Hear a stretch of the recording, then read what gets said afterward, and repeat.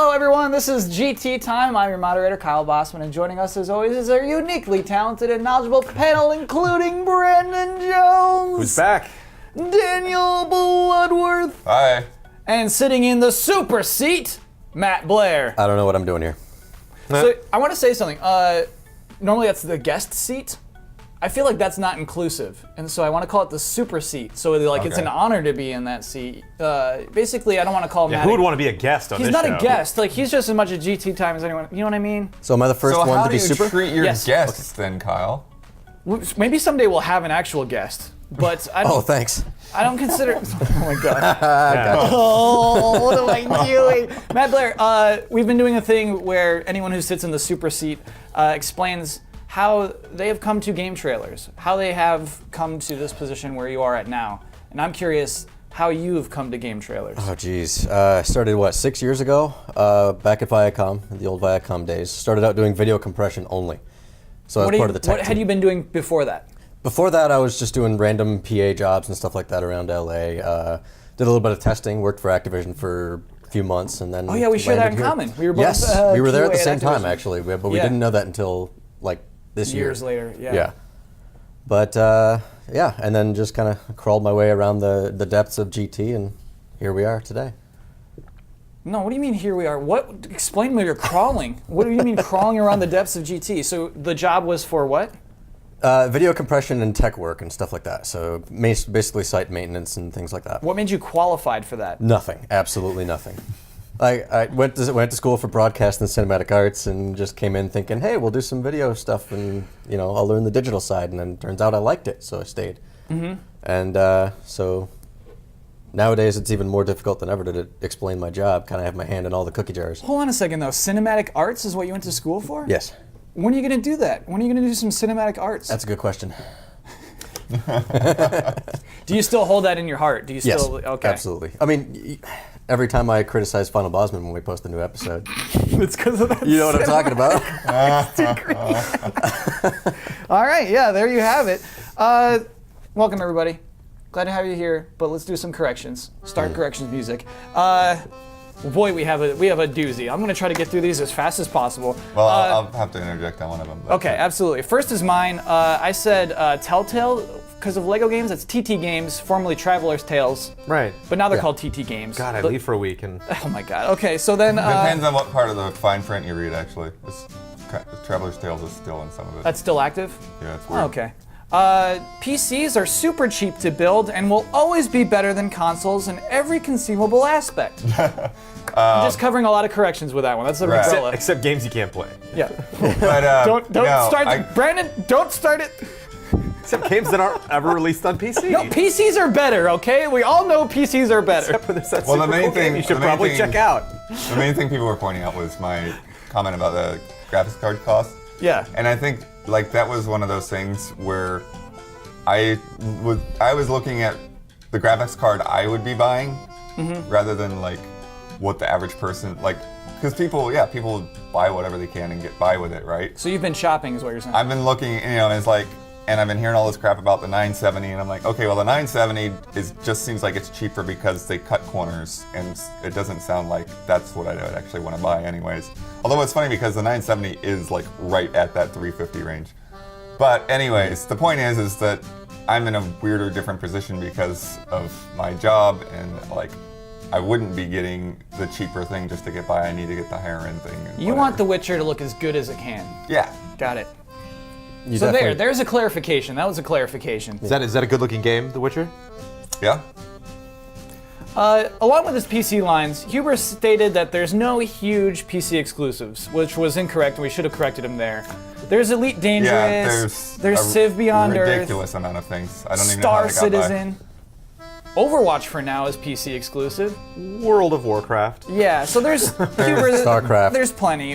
I'm sorry Probably A couple people playing that Yeah, game. hundreds. StarCraft. We should have stopped him. yeah. We should have said, actually, hold on.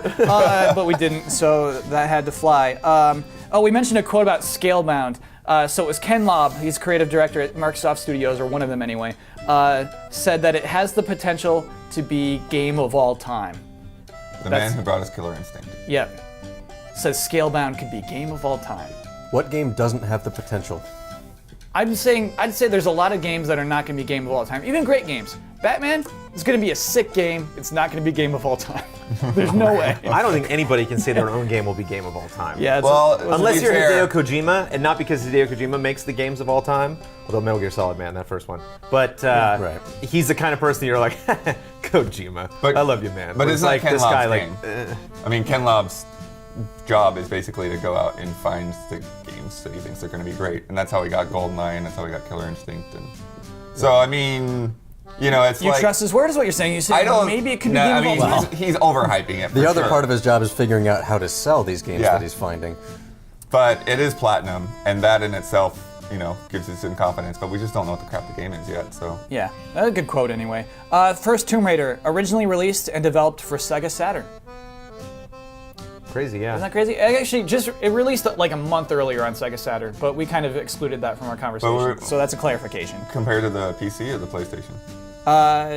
PC and PlayStation about the same time. Oh, okay. Tuscany is a region, not a city. Yeah, we knew that, right? Yeah, we did, but clarification. Okay. Remember how Like, I hope we knew that. I said the 2 appeared randomly, the Metal Gear Rising 2? I should have listened to clear. So what's happening in the order is the guy saying, drop zone entering in 3, 2, and right when he says 2, the 2 appears on screen. Oh, so definitely more intentional then. Yes, definitely more intentional, but still Did I very, listen very to that? strange. Did it sound off weird. Yeah, I don't know. Exactly, yeah, I have no idea how to pick up on that. I think I just tune out of the order dialogue. Here's another correction. This one I like a lot. This is from Kevboard. About Quantum Break, they said it a couple of times now. There is no TV show. There are what are basically 20 or so minute live action cutscenes in between chapters of the game.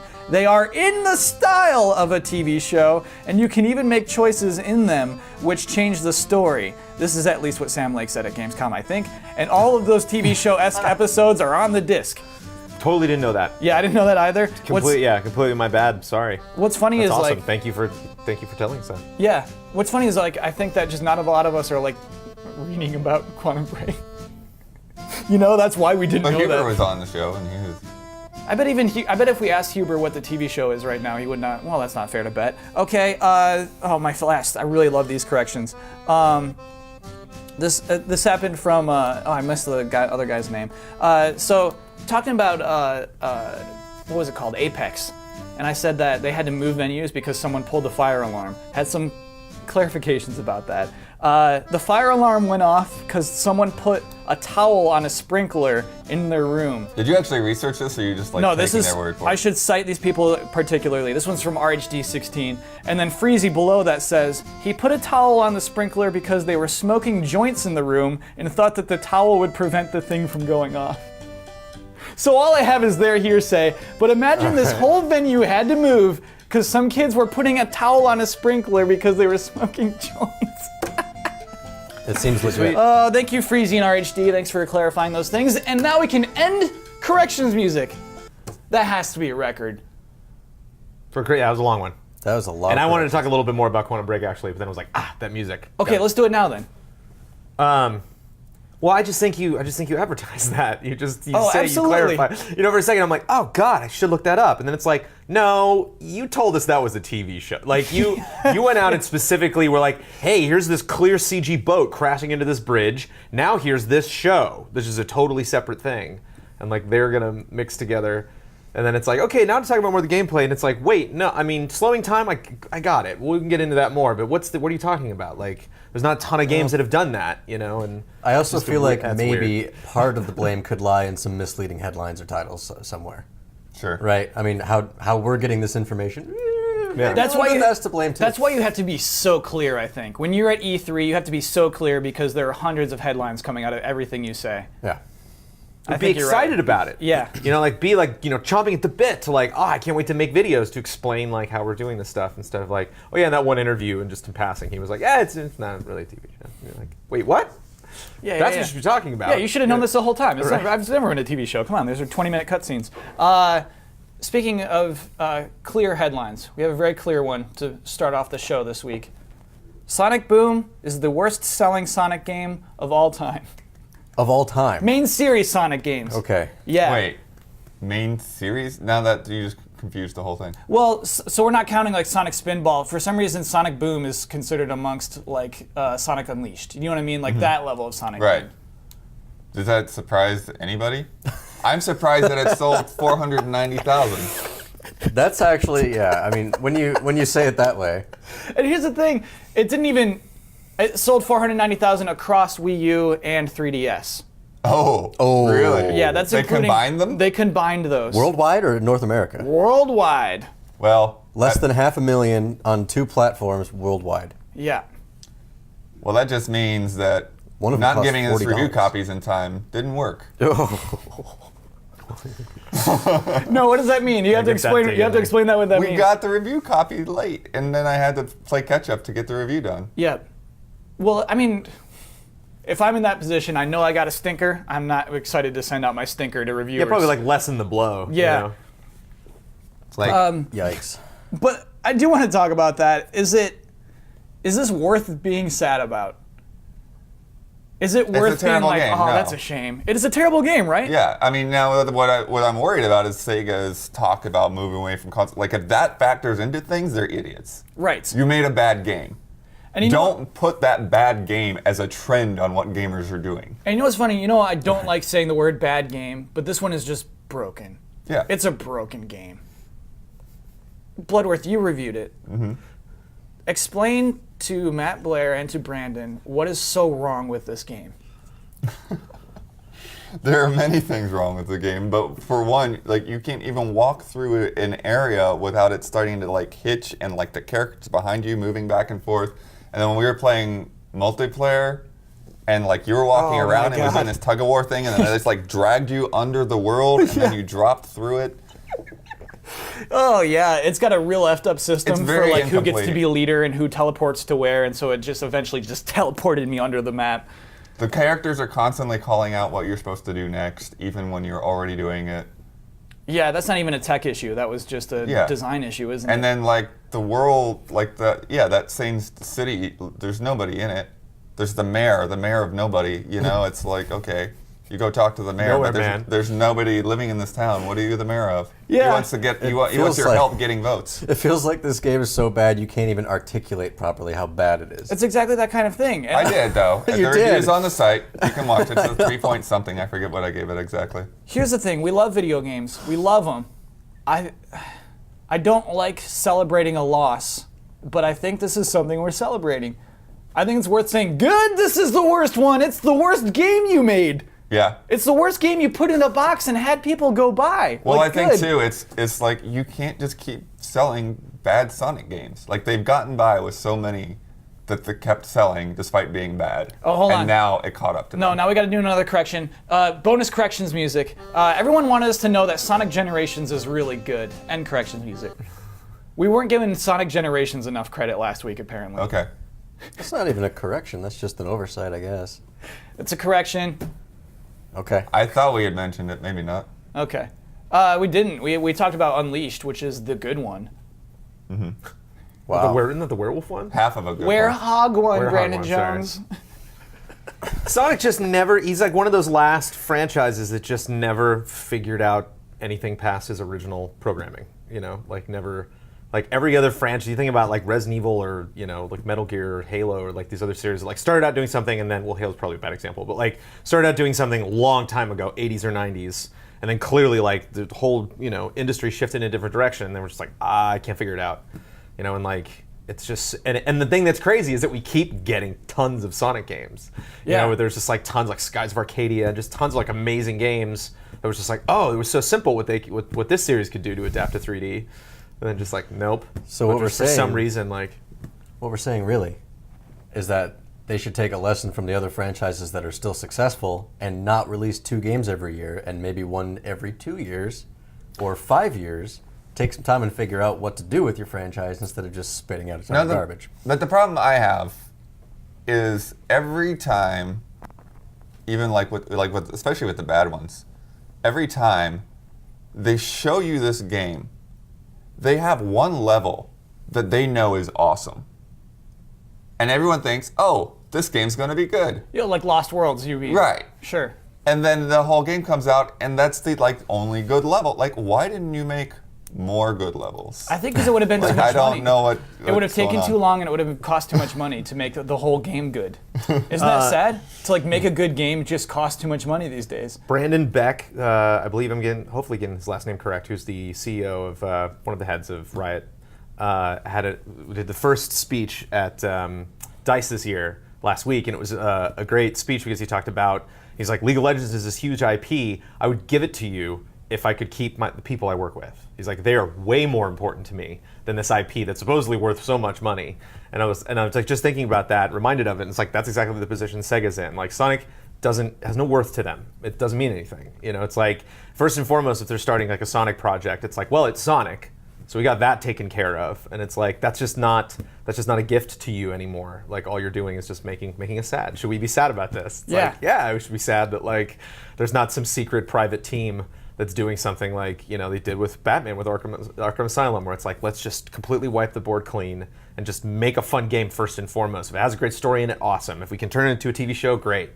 But like, because that TV show, the whole like package deal where it's like you got the show, we might make a movie, We got some have all this, like, toys, new baby, we characters, got all that toys. stuff. You do that after you finally have a huge game. You basically like hold that in the wings. It's like we'd love to do this. We'd love to franchise Sonic, but we gotta wait until we have an amazing game that we bring all the fans back and create that, you know, that love that everybody has for Sonic. That we got like the core audience, we got the kids, we got everybody.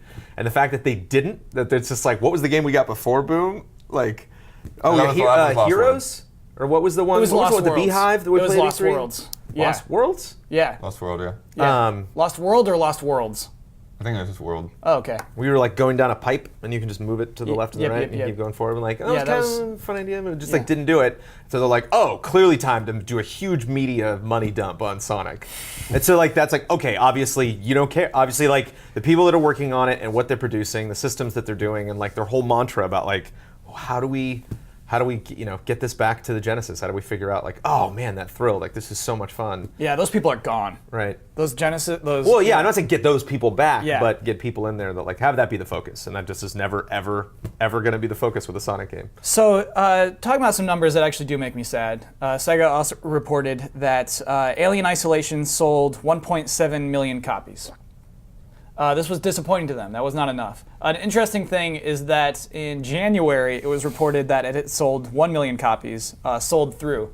And in this article about the 1.7, IGN had a really cute comment. It was, considering the company only just announced it's past the 1 million mark, it seems that that was either a delayed message or sales have picked up. IGN, I got to deliver some bad news to you. The 1.7 is shipped, and the 1 million was sold through. Like poor IGN that out there what just it- like, oh, they sold another 700,000 in 1 month. Like, no, that's not what happened. Is that what the press release said? The 1 million? Yes. Back then it said these are sold through. It confirmed that. But these new numbers are not confirmed either way. So it's you have to assume it's sold. Sold through Shipped. is a weird thing to calculate. But Because once you sold them to retailers, like I don't know how you get the information of what happened, other than the ones that report to NPD or whatever. Yeah, you're right. Maybe it was an NPD thing. Maybe it was an NPD thing in January. That could be. Anyway, yeah, they confirmed that those numbers were sold through. That 1 million people owned the game. And probably not NPD because I bet that includes like people buying it on Steam. Or it has to. But I mean, the NPD is probably like what allowed them to go over that. Regardless, these are astronomical numbers that are disappointing to Sega. Even 1 million is just like, man, we really expected it to do better. So, Well, is this they a should be failure? used to it by now. Sorry? No, they should be used to it by now. Spending way too much money on a franchise that doesn't sell enough. That's my question. kind of the Sega way. Oh my gosh. No, think about it. Is this their failure or is it our failure for not buying enough of that game? They keep doing it over and over again. Like, Alien Isolation had a lot of buzz around it. From did. us even. And, you know, when we finally get to play it and we review it and take it seriously, it turns out that it's not all that great, but it was okay. Well, it's a very split opinion. I mean, it's Yeah. up for a ton of BAFTAs, so. Yeah, and, you know, it's good in some ways and bad in some other ways, and maybe it's just not a great fit for everyone. But they clearly, when they say that number is disappointing, they clearly mean that they spent way too much money on making it happen. You're right. You're right. That is what that that means. Is we did not hit. And what our let's budget not was. forget that it's coming off the back of like one of the worst Alien games, and that reputation, I'm sure. Colonial Marines. Yeah. Yes. Yes. I'm sure there are a lot of people that were just like, I'm gonna wait for this to drop to $30. That's why it's insane to me to come off Colonial Marines and then say, we're gonna sell 2 million of another Alien game if it's good. Just like, don't. Put your fingers down. Yeah. And like that game is a slow burn. You know, it's like I just played Evil Within twice because it had New Game Plus. And like the beginning of Evil Within is kind of frustrating me because it's like, no, I'm trying to set you up for scares, and it's like, I already played this game. Come on, and you're just trying to like run through it. And like I can just imagine like Call of Duty players being like, oh yeah, bro, did you play, you know, that Alien game? Is that cool? You know, I'm a shooter fan. Would I like it? And it's like, I'm 2 hours in, and it's like, oh, has the alien killed you yet? Like, there's no alien in this game yet. Like 2 hours, 2 full hours. Wait, nothing. is that for anybody, or is that just because you're really good at avoiding It the takes a alien? long time for see. anything to happen in that game, which is like a Cool. super win if you think Yes. about it. You know, like in some circumstances, it's like, yes, that's fantastic. Like ultimately, like in the time I had to play games this year, I'm like, I'm just not going to make time for this game because I just feel like I'm flipping switches. I just don't feel I don't like what I'm doing. It's kind of like when you speed run a game later and you realize like, wow, like what am I doing? I'm just running around opening doors and whatever. You know, it's like, and like I felt like I was doing that in the first playthrough of just like I just don't, you know. But So I think that was possibly a turnoff as far as like spreading that game out to the shooter community, you know, to like really passing it off. Which again is all about expectations. It's like if you're taking this franchise and it's like we're gonna do this real atmospheric, slow, extremely gorgeous kind of art house piece approach to it. Oh, it didn't get blockbuster numbers. It's like that's not the game you made. I think that's pretty accurate. Yeah. yeah, but again, I think sometimes I feel like these kinds of things they're not looking at the big picture well enough, and I think the Colonial Marines had more of a knock-on effect on this than anything that this game in particular had to do. Sure. You know? Like I you know, if people got burned, they're not gonna just dump their money on the next one. That's the weird thing is you don't feel the impact of that until a year later. Yeah. Yeah, or at least you have to take into account that that's something you need to overcome. You know, I mean, this happens all over the place. Like, I had that trouble with the Godzilla movie that released last year. Like, you try to talk to somebody about this new one, they're like, well, the last one sucked, the Matthew Broderick one, and whatever, blah, blah, blah. Completely irrational argument to not go see the new movie. No way. Who is this person you're talking to? The moderator. I said, no, I won't see this new Godzilla. The Matthew Broderick one sucks. You mentioned that. that, That is yeah. not a conversation we had. You mentioned it. Because I saw that Godzilla No, movie. I know you did, yeah, but you overcame that, but most people didn't. And that's what bugs me a lot, is because people just write that off because of the last installment, exactly what he's talking about. Yeah. That's a human thing. We all do it instinctively to a certain extent. But I'm not saying we're to blame for poor sales numbers, because selling 1 million copies of a game used to be pretty amazing. And for some people, they'd kill to sell that many. Yeah. But it's the amount of money they spent trying to get a $20 million sales. I do want to talk about that amount of money because a very unique thing about Alien Isolation that I think is probably only Alien Isolation did that this year is how much effort it put into its pre-order DLC, which was the stuff with all the actors from Alien. Mm-hmm. 2 chapters of pre-order DLC. You get these free if you pre-order. We got all the likenesses from the actors of Alien. We got them in to do voiceover work. Here's half our trailers are gonna be talking about this pre-order DLC, and which they all ended up giving away for free. I think the intent originally was to do one as pre-order and then the other one you have to pay for. And then like in September of last year, they announced, no, you'll get both of them. Pre-order now, you get both these things for free. I mean, clearly, I don't know why I'm asking this question. That was a mistake, right? No, that was them testing the waters, and clearly the result is what we see. They didn't get enough pre-orders, and so they said, oh, crap, we need more pre-orders, because people are so impressed with pre-order numbers nowadays that somehow is a gauge of something Yeah, but for like developers and publishers. most, like if you look at what the order's doing right now, it's like 2 dumb costumes. This was huge. I could see that being, well, huge, but at the same time I could see that organically happening so easily that like, okay, it's Ripley's daughter, and then it's like, what if you get Sigourney? How much is Sigourney? Get Sigourney on the phone. So like they call Sigourney and they're Okay, like, yeah. okay, and it's like, she's this much, and they're like, okay, well, we'll put that on the back table, and then it's like, well, we're getting more buy, and it's like, well, we're starting to get some ad dollars, like, yeah, this could be like a big deal. We might want to like package that in, like have her do the intro, have her do a couple of like extra scenes and stuff like that. That might be a nice kick. We'll get her in a couple trailers. We'll get her to talk about it, you know, and like she could add some credence because we got to get the hell away from Colonial Marines, which she wasn't in, right? Michael Biehn was in that, and anybody else? Was Lance Henriksen in Colonial Marines? don't know. Not sure. I knew they got a couple of people for Colonial Marines, so it's like as much as we can separate from that. And then it's like, well, probably for as much or maybe even less than just getting Sigourney, we can get the rest of them. So let's just do that. I mean, with the exception of Ian Holm, I've always been really curious. I don't know if anybody figured out like what happened. There's one cast member who's not in The robot, yeah, like Okay. I think probably the most interesting, other than Sigourney, and I always forget their name, Dallas. Those would be the two people I want to play as. So I could just see that like kind of steamrolling and them just being like, let's do it, you know, like, let's just get them all. To me, I think that is probably a huge budget sink. I think that DLC alone was probably a huge chunk of the game's budget, and I don't think it would have sold that much worse without that DLC. Right.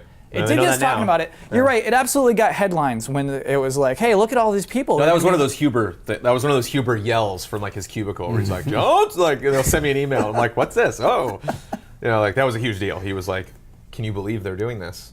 And like, I definitely like, and that was maybe one of the other problems too that like made it such a big mistake is that like what I imagined.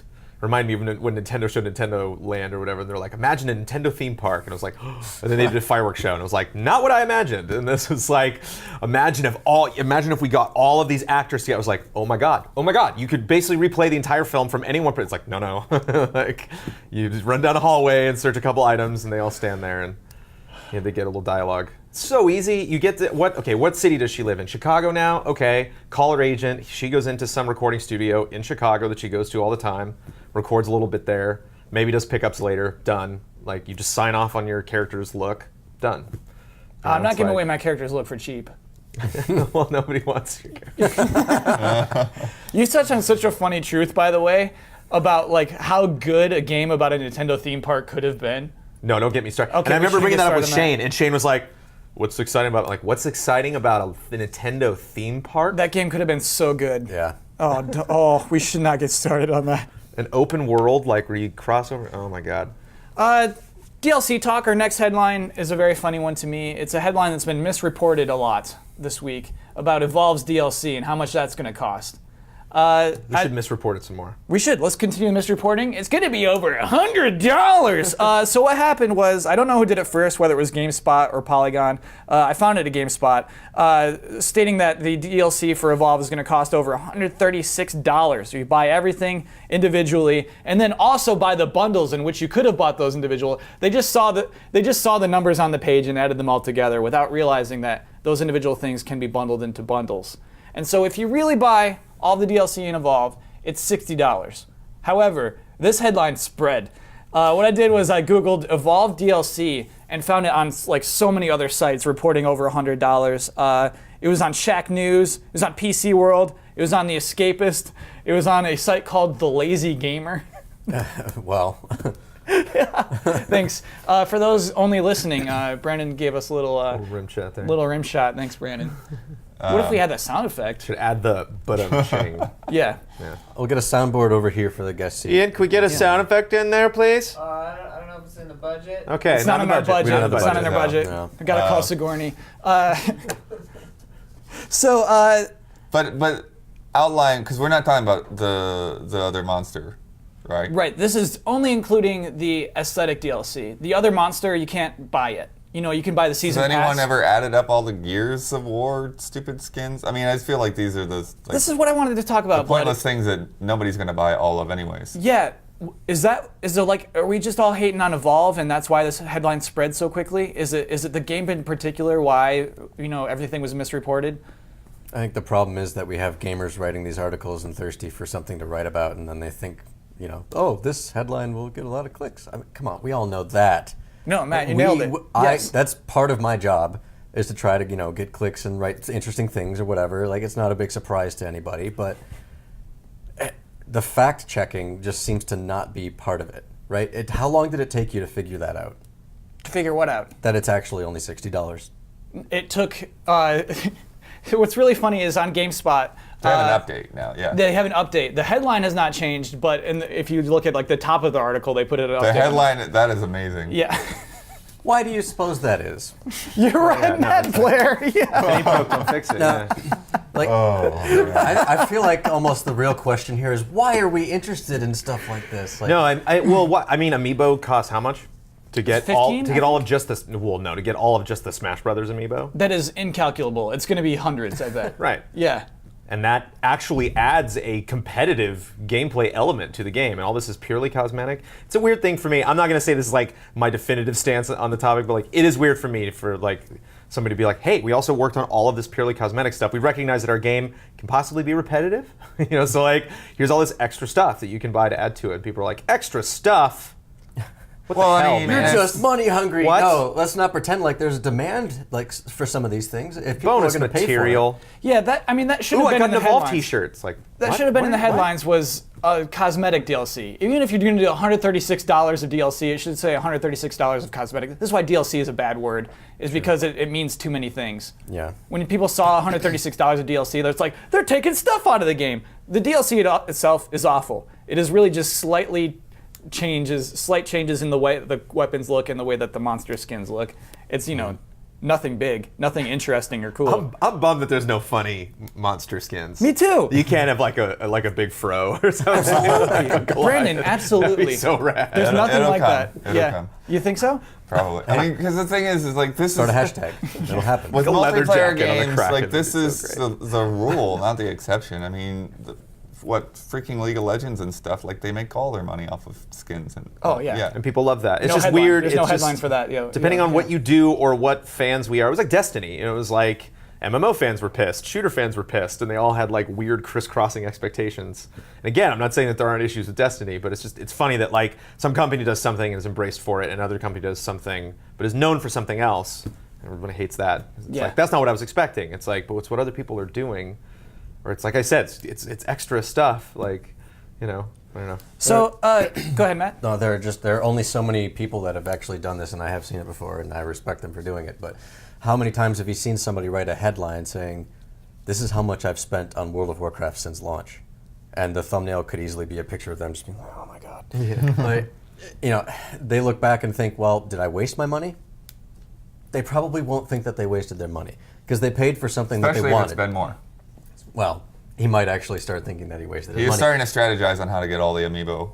I'm afraid for him. He's used the word amiibo hunter for the first time, and then I got excited. Yeah. Now I want to get in. You put hunter at the end, I'm in. But that's the thing. I'm getting really sick and tired of people who establish, like they're part of the problem in establishing a demand for something that they don't want. Or at least they'll establish the demand acting like they want it, but then act later like they don't want it, thinking like it's part of the problem. There's a lot of bandwagon issues happening, and this is one of them. Do you mean writers? Writers, because they get a lot of attention, but it's also just people having conversations. If you hear somebody with a negative opinion, you might instinctively start sharing that negative opinion.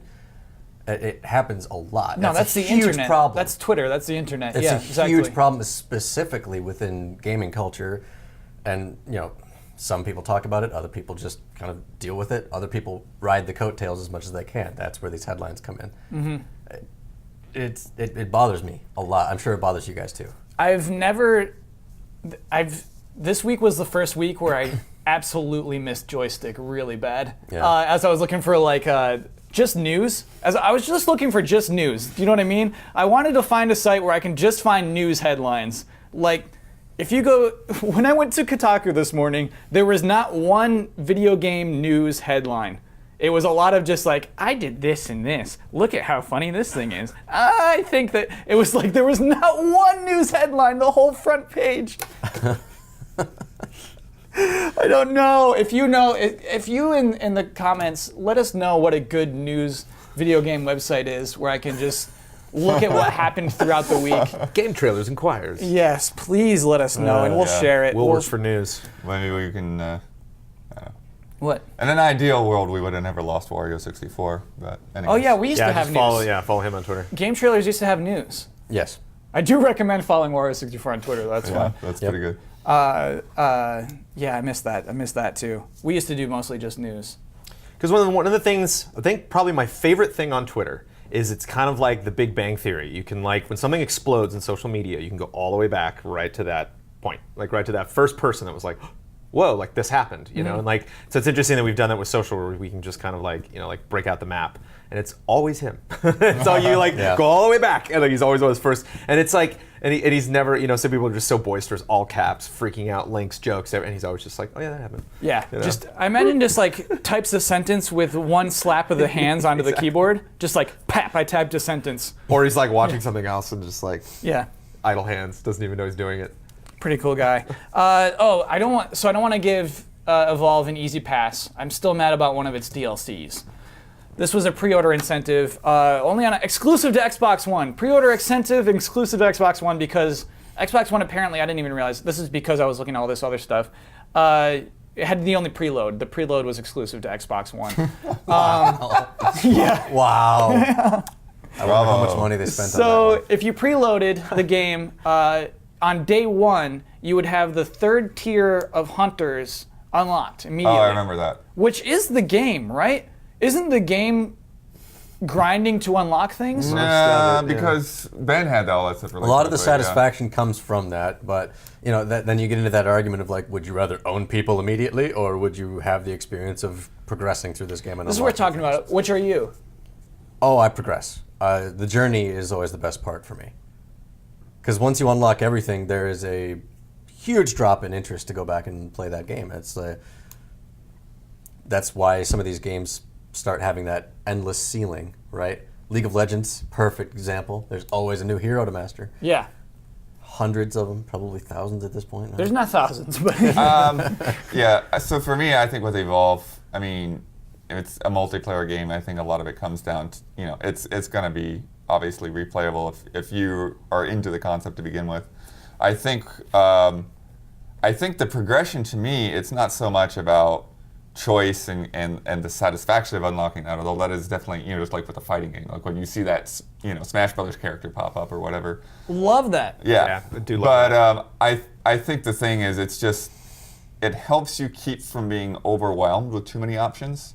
It's like you start off as like, okay, I've got one medic, I've got one support, and like let me learn how each of these classes work, and then I can get into, okay, now here's another medic, and how is it different than the first medic?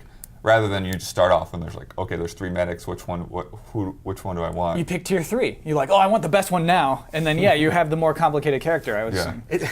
In a weird way, it's like helpful to a reviewer as well. It's just kind of fun when a developer's like, see, we thought about this. You're like, see, start with this guy. Now learn this guy. And you're like, oh, cool, okay. Yeah. Like that is more complex. And then it's like the last person you fight or the end of the game, you unlock that character now, and he's really tough, because he's better than that first person. So but Ben they're had still everything all unlocked for balanced his and- review? No. No. Oh, okay. The opposite of. Okay. He's saying the advantage of not unlocking is helpful to a reviewer. Absolutely. Because you get the experience the developers intended instead of just some marketing campaign. Oh yeah, anytime that there's like some full unlock, it just feels like total bullcrap. Yeah. It is. It's not. It's an advantage to have those tier 3s unlocked immediately, but like you're ruining the game you just bought. With if the you're exception going of Rock straight Band. to 'em. Yeah. That makes Because that was sense. smart. I remember like Yeah. the first entry they did where they were like, go. Like if you want to do the campaign, that's separate, and you will unlock different stuff, skins and different options and stuff. But Oh, like, but you don't unlock songs if you anymore. if you like buy it at the store, take it home, and want to party, you'll have more than 5 songs I get that. think Fighting this is games without do that. spending money. Like This So- might be a holdover from things like Call of Duty, where it doesn't matter what gun you. Well, it does matter, but it doesn't really matter what gun you have because you're not progressing from gun to gun, being like, oh, I'm learning all of my abilities going forward. It's just to use one gun or another.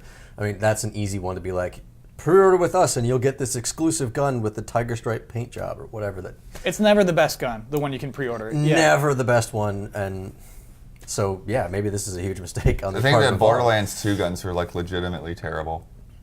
Oh, the ones you pre-order got. pack? Yeah. Well, Assassin's Creed does it with weapons that don't matter. Is that the right way to do it? Is just make sure the pre-order stuff isn't good? Is that? I mean, it's a serious question. Is that what they should do? Is just make them not the? Well, they've been doing that. The question is, who makes that call? Right. Yeah. Are they Well, trying let's to pretend avoid it's us. people We're being making the mad? call. Oh, Infamous Second Son, the pre-order mission was kind of like What was it's it? It was sort of a callback to previous Infamous games. That's cool. But it was just not good. Oh, okay. It was like the worst missions in the game were the pre-order ones. I think you can make it like I always loved BlizzCon exclusives in like World of Warcraft. The people get mounts or like pets or something. And it was never anything that was like deal breaking. It was never anything that like, oh, that totally fits into the new expansion that just came out. But it was so obvious. It was so weird. Like it stuck out so much that like you could just, your eyes immediately went to like the person that had it. So like, I think if you have like a, you know, if your thing is flamboyant or just kind of like out there, then I think that helps. Because it's like, you can wear that as a badge. It's like, yeah, no, I did this. I want them to know. Because it is just money. You know, So like it is, you know, the same thing if you bought like really nice, you know, really nice watch or really nice sunglasses or something. You're basically showing off that like I invested in this because I could. Show your wealth. And so, flaunt it. Okay, so going forward, that's how to do pre-orders. If you have the exclusive preload, just put, what was it, leather jacket for the Kraken? Just give us a leather jacket for the Kraken. That's all we're asking. Don't go crazy. Don't give us tier 3 stuff. That is a super good idea. And shades and cigarettes rolled up in his white shirt. The Kraken wears the hide of the Goliath. So next segment's Water Cooler Ranch. This is a newer segment. This is only the second time we've done this. Topic around the office that I'd like to continue while on record. Not officially on record. What have we been doing? So I walked in Tuesday morning. Walked into work. This is Tuesday mornings when I shoot Final Bossman. And Ian is talking with Brandon. They're talking about something. I said, hey, I've got to shoot Final Bossman. I'm mad about Eurogamer. And then Brandon goes, oh, okay, yeah, we should talk about this. And we had a whole conversation. It was time for me to go shoot, but then me and Brandon talked about it for probably 5 minutes about Eurogamer removing review scores from its reviews. That's what was announced this week. Obviously, I attacked Eurogamer a lot. We probably shouldn't stick on the way that they went about removing review scores because it's ridiculous. They didn't. They're still putting review scores on Google. Don't give me. I'm not. I'm not mad at Eurogamer at all. I'm so mad at Eurogamer. I'm so mad. There are so many different video game outlets. There's so many different people covering games. Yeah. Hats off if you do something different or you want to have a different voice or you want to have a different system. Hats off, but stick to it. Don't just be like, well, we need the Google money, so we are putting scores there. Like, oh, fine. I mean, it's a weird thing, but it's one thing to be kind of transparent and to want to change how you do things. It's another to like have these, like they had those sub headlines are like, scores don't work anymore. Yes. Right. So you're just like throwing everybody else under the bus for why? Why are you gonna like? Well, so okay, let's talk about that aspect. This is what I want to talk about. Our review scores. Do they work? Yes. Do they have value? Yes. Yes. Yeah. I mean, I was hoping someone on this panel would say no. I was hoping for one no. So I'll be no. I'll be no then. All right. Good luck. They're arbitrary. Review scores are arbitrary. Really? Yes, they're just a ridiculous number applied to a concept too complicated to just apply to a number. I think scoring is arbitrary. I think sports are arbitrary. What do you think about that, Kyle? Let me put it out there. I think the only sports that maybe aren't arbitrary are like golf and the UFC. Sorry. If you win golf, you're awesome. There's nothing. You figured that out. You know, like that was you, dude. Yep. Like, you know, guy or gal. Like that's amazing that you pulled that off. But like once you bring in like we have an editorial team, you bring like a whole basketball team or football team or baseball team. It's like there's so many variables. Like there's no way at the end of the season that I'd be like, yeah, you know, like Patriots clearly the best. It's like no, they just won. Like they just won it. Things happened and they won, and that's why it's exciting to watch because I just want to see how this ends up. It's not like thank you, God spoke and said the Patriots were the best. So it's not like, yes, God spoke and said that Super Smash Brothers for Wii U is an 8.5. It's like, no, I'm sure a lot of people disagree with that, but Mike Damiani said that. And Mike Damiani had that opinion. And if you know who Mike Damiani is, and you read that review, that score that he gave that is so critical to the whole message that he's doing with that video. You know, like, why is it critical? Because just like winning the Super Bowl, it's hard to come up with that score. Like it's hard to like actually solidify your thoughts. And so I can't help. This is as mean as I'll get on the topic, but like I can't help but look at people that are like, review scores as being like, okay, if it's too hot, get out of the kitchen. You know, like if you can't actually come up and be like, no, like I remember, again, I don't want to throw Ben under the bus, but I remember having an issue with Ben and we were talking about like 6.9s or just 0.9s in general, and he's like, I'd never give something that. And it's like, I have definitely thought of 0.9s. I don't know if I've ever actually given that score out, but I think it's a very specific thing. You know, like I want to see a developer who's like 7.9. It's like, you couldn't give it an 8? Like, no. That's what I'm saying. Like, that's the point. really wanted it to. Oh man, it was so close to an 8, but it just wasn't. And you're going to have to listen to my review or watch my review to find out why. But I can't just like, no, it's all in the review. It's like, it's got to be that score. You have to have that there. And I think that applies to, I think that can apply to anything. Again, it can apply to theater, it can apply to film, or movies or music. What about film or people? movies. What about people who are frustrated? I'll go to the blood. What about people who are frustrated that we don't even use the first 6 numbers of our 10-point scale? Yeah, this is something I've addressed a lot, and we can go back to Sonic. I mean, we did, and the thing is you don't see. What was the Sonic score? Sorry for the It record. was a 3 something. I don't Okay. remember exactly what I gave it, but Dead Rising, Dead Island. Escape from Dead Escape Island. from Dead Island, yeah. yeah, that was a pretty low one as well. Yep. But but that's the thing is, a lot of the time you don't see those scores because those games are not worth us even putting the time into to get to that score. Yeah. Boom, yeah. Yep. You know, it's just like those are really bad games, and if you're going to review that, there has to be a reason. And I think Sonic was one. It's like, yeah, there was this potential that people are going to walk in and pick up this game sight unseen because Sega put it out there without any reviews, and it's like, no, you don't get to do that. We're going to review this freaking game because it's terrible, and people need to know it's terrible from every source they can get. Right. If it's going to be that bad, people aren't going to know about it.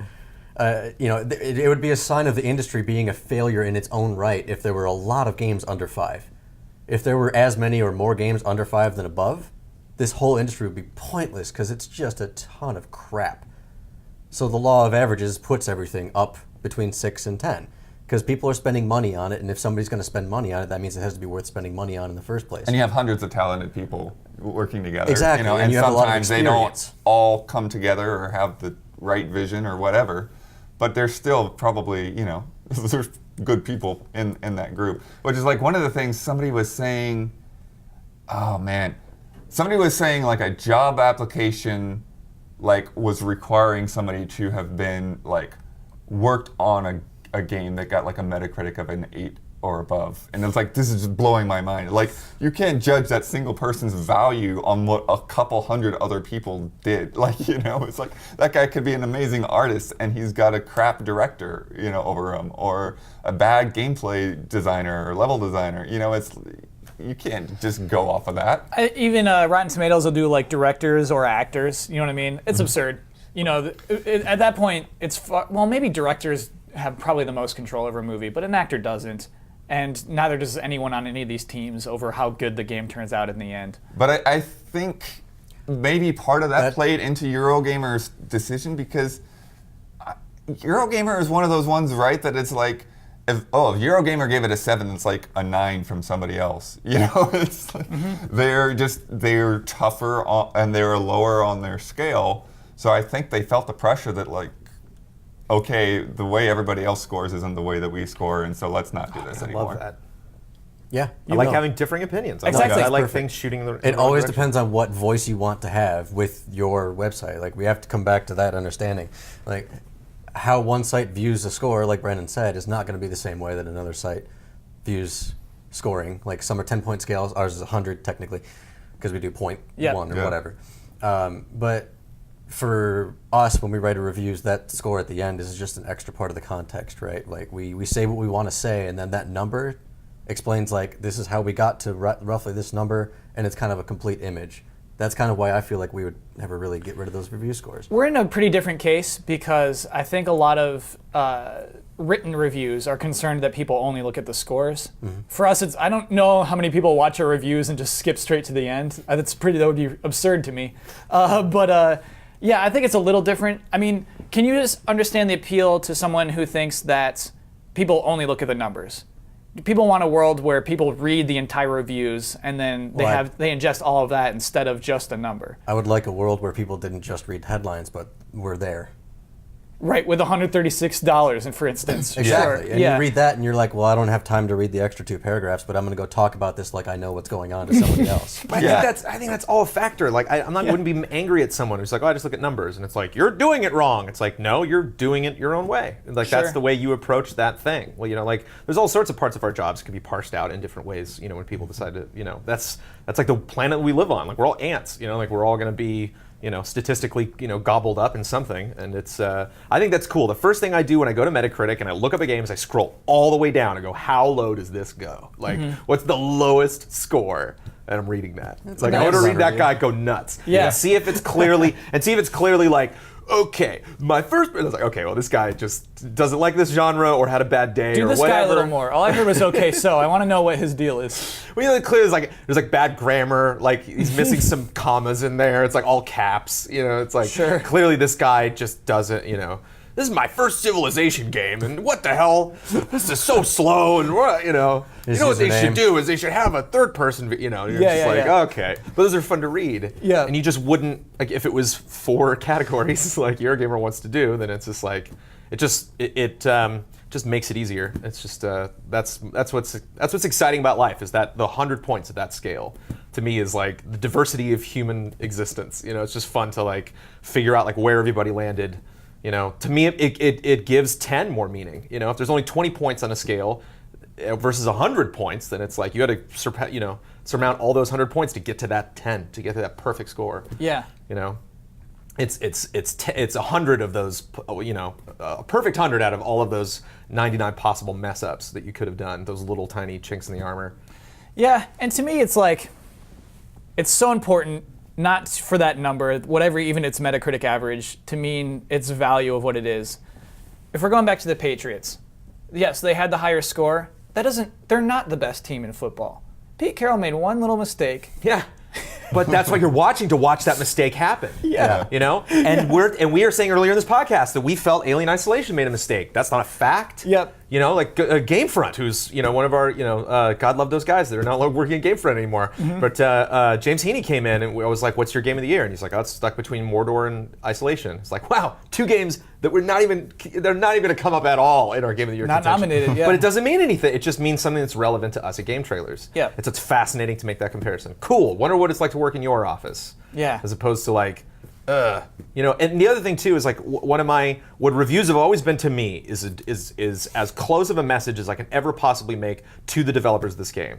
I gave Disney Infinity 2.0, which I dearly love, an 8.0. That hurts. It's like Yeah. I wanted to score that game so high, but it's like no, I have to tell these people like, no, I'm scoring it less than your last game. I think it was not as good. I has think you should flaws. improve for the next Yeah, one. yeah. And so I'm like, I'm delivering that message. I want to hear. I'm getting up on a soapbox with a megaphone, and I want everyone at Disney Interactive to hear that.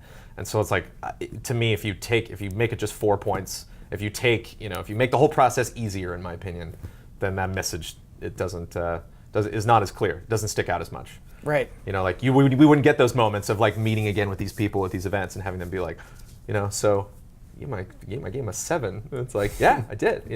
I'm glad you received that message. So I'm have glad you- you didn't just like. Jumble up my words with everybody else's. It's like, no, that score. I'll never forget that score. So sorry, to cap this off, Brandon, have you had that actual conversation? You've pitched it as a hypothetical a couple times. Have you actually talked to a person who you've given a score to? Yeah. What is that like? It's tough.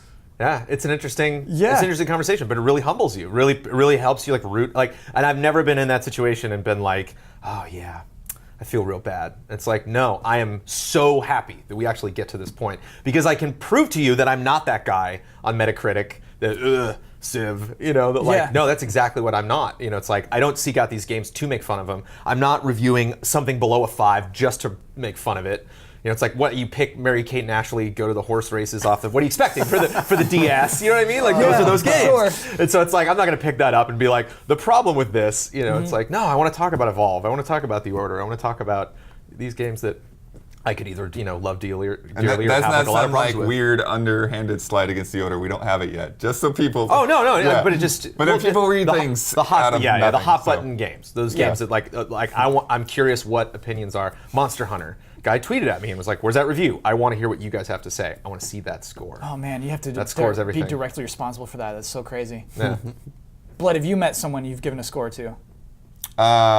I don't have any stories off the top of my head. Okay. So I'm sure I have. You know. It's kind of like pull. I mean, there are guys. There are guys that watch our show that that are developing their games right now, and they're very excited for when I review them. So Yeah.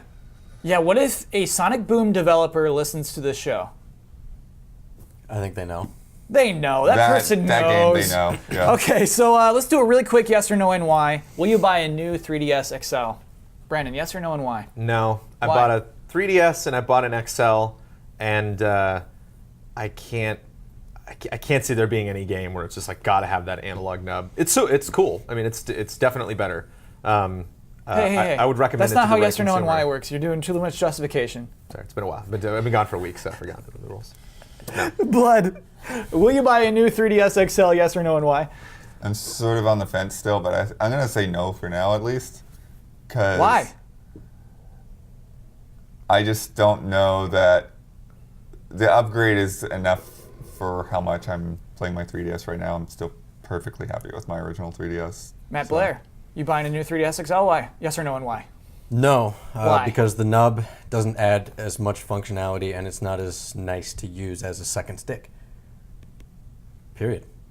Wow. Well, the first stick is not as good as a stick. Period, 7.8. But I like the feel of the slide pad, but that nub doesn't move, right? So it's like Yeah. a touchpad, but a nub. A I get no tactile feedback. A feedback laptop, from it. like the little nubs on it. Yeah, I guess we could His even has got a show it to nub. listeners. Doesn't yours have a nub? You know those little red nubs in the middle of the Yes. keyboard on Yeah. a laptop? It's It's like weird, that. man. Yeah, Weird. It's weird. It's definitely weird. It's a little bit like that, but it just doesn't feel quite right, and I don't feel like it's gonna substitute a second stick in any way.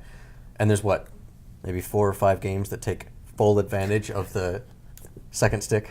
yeah, I mean, I honestly, I haven't yet, but I want to actually sit down because I've messed around with it. I was like, oh yeah, the control works, but I haven't sat with the new 3DS and played a game for like an hour or two with it yet, and Yeah. I want to do that really like- before I put any judgment on the nub or not. People in the real world can't do that. We're doing too much on yes or no and why. Yeah. But like a real person in real life can't just spend an hour or two with a console and say, oh yeah, I like this, and then go buy it. That's what sucks. Is you really have to take the leap on that. I don't know. The snubs are funny. Those numbers are funny. That's where we should end that. Let's talk about last week's bet. No, first we'll talk about this week's bet. Here's our closing bet this week. Talking about 3DS XL, coming out, launching with 2 games. Majora's Mask, Monster Hunter Ultimate 4. By the way, you can play those on your old 3DS just as easily. But they do both use those funny nubs. Monster Hunter 4 Ultimate is what we're talking about. On Game FAQs, do you guys say Game Facts? Yeah, Everyone says Game Facts but me. Yep. I don't like making a Q a k. okay. Okay, so Brandon's giving me a little round of applause for that. On Game Facts, feels wrong. There are currently 466 users who own Monster Hunter 4 Ultimate, probably people who imported it or live in Japan. Anyway, regardless of that, what will this number be at this time next week? How many users on Game FAQs will own Monster Hunter 4 Ultimate? Blood, you may choose to go first or last. Oh, I'll go first. I'm gonna go with 1,200. Okay. Brandon. 800. I'm going 1,500. Matt Blair. 1,337. 1,337. Is that elite? Is that what you did Yes, that's what he did there. there? Let me lock those in reluctantly. It's a good Jeopardy play. Remember the first guy who did that on Jeopardy? Trebek, Really? I had no idea. What Was he doing. grinning? Did he grin the way Matt's grinning right now as he did elite? I'm only grinning because you guys got it immediately. Except for me, I didn't guess. know what it was. I actually that's how I found out what that was. Oh, okay. I'm like, I don't get it. Was the guy in Jeopardy proud of himself though? For sure, and he was clear, like the youngest guy by far. So it was like 2 adults and this like kid in this suit. Look what I did on TV. It did elite. Okay, let's talk about last week's bet. We bet how many tweets at 2K support would do after the launch of Evolve. 3 is the answer. Which it's 3. what's 3. What's really funny Jeez. is that we're counting a retweet, and 2 of them aren't even their fault. 2 of them were just it's because PSN was down, and so they had to retweet out that PSN was down, and then again tweet out from their own account, hey, PSN's down, it's gonna be back up, just to let you know. And then the first one was about a guide. So basically Evolve kind of launched without a hitch. Good job, 2K support. Yeah, but it feels like that's down from the week before. Yeah, That's- right, because they were mostly about like 2K basketball, yeah. So yeah, 2K support had a pretty easy week. We didn't count responses. So I didn't even look at all the people they have to deal with, like, my Valve isn't working. Maybe that's it. They were too busy responding to actually tweet anything. to Yeah, them. probably. Anyway, I'm the winner. I had 4. 4 was my bet. So that means that Super Seat has 2 points, Blood has 2 points, Brandon Jones have 1 point. I finally got a point in the new season. I have 1 point. Feels good, man. The video I would like to plug. If you win the bet, you get to plug a video. I'm going to plug GT Time. I've never plugged his own show. Basically what I mean by that is I'm always looking to make GT Time better. So watch the show and give me some feedback on it, and we'll make this a great podcast someday. Yeah, we'll put a link in the description to this video Yes. so that you can click on it. Rewatch, yes. Put a link to this video. We should do that more, by the way, is put the actual link in the descriptions. Do you give We'll him try the to- link? I've never given the link. That's there on you me. go. Site coding humor. Okay, so, also, thank you for watching this week. Thanks for watching the show. Here's everybody's Twitter names. Matt Blair has promised to tweet more. Yes, I've been tweeting more. I'm very proud. What did it take? I have no idea. I just started doing it. Okay. It happens. No, it comes. It comes and goes. Every now and then, especially around events, I'll just Sure. I'm so into Twitter right now. Yeah. Well, I don't know. Your life is more exciting when you're at events. That's true. You're also waiting in more lines. Yeah, a lot of downtime. And so if you're on Twitter, why don't you tweet some more? Your lives are interesting too. Everybody's life is Everybody should interesting in a weird retweet the way. picture of Ben Moore's old lunch. I wonder, Ian, could we do this? Can we spin the camera around to show Ben's soup bowl on the final Bossman Is that desk? bad? Yeah. He claims it's Smosh. So if you're just listening, it's not Smoshes. There's no way that's Smoshes. I watched him eat that soup. I saw him put that soup on his desk. Yeah. So and then So was he streaming? He pins it on Smosh? No, he was playing Dungeons and Dragons, brings in his little soup bowl as Dungeon Master, finishes his soup, and just puts it on my desk. So we have filmed evidence of him eating that soup. We don't. I think before we started recording, he put it away. So okay, we got a shot of that. Thank you very much, Ian. To listeners, just imagine a big white bowl of soup with a nice big round plate beneath it, a big silver spoon, And a clear rim, like a bowl cut of Crusty. crusty soup. just crusty yellow soup from Ben Moore. Anyone that's producing D&D tabletop adventures art, please include the bowl now. Oh yes. That's such a good idea. Yes. Anytime you draw Ben, just like real serious. As Dungeon Oh, I'm Master. looking forward to that. Okay, please come back next week. Thank you for watching, and thanks. That's it. Thanks. Thank you. I love.